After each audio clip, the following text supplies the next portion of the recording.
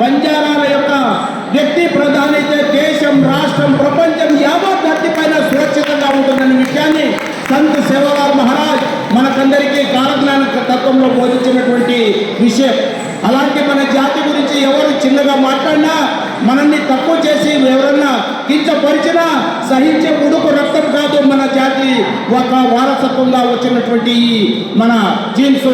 మన రక్తం చాలా ఉడుకైన రక్తం, మంచికి మంచి, చెడుకు చెడు. అందుకే మన జాతి వారికి అంటారు వేరాడు గోరని. వేరాడు గోరంటున్నారు. భారతదేశంలో సింహాన్ని కూడా ఆట నేర్పించినటువంటి జాతి మన బంజారా జాతి. అందుకే మనమంతా సింహాలు పులులుగా ఉండాలి. మనం ఎవరు ఏమైనా పేరుకు తగ్గట్టుగా నాయకుని పెట్టుకుంటారు కానీ అసలు సిసలైన నాయకుడు ఎవరంటే మనమంతా అన్నటువంటి విషయాన్ని మర్చిపోకూడదని తెలియజేసుకుంటూ, ఇలాంటి సింహం గర్జించేటువంటి తత్వం, ఆ తాకత్తు మన భగవంత్ సేవాలాల్ మహారాజ్ మనకు ప్రసాదించారు. అందుకే మనం గొప్ప వాళ్ళగా ఏ రకంగా ఉంది, కులమున గుణవంతుడు పుట్టిన కులము వెలుగు వారి గుణము చేతనన్నారు.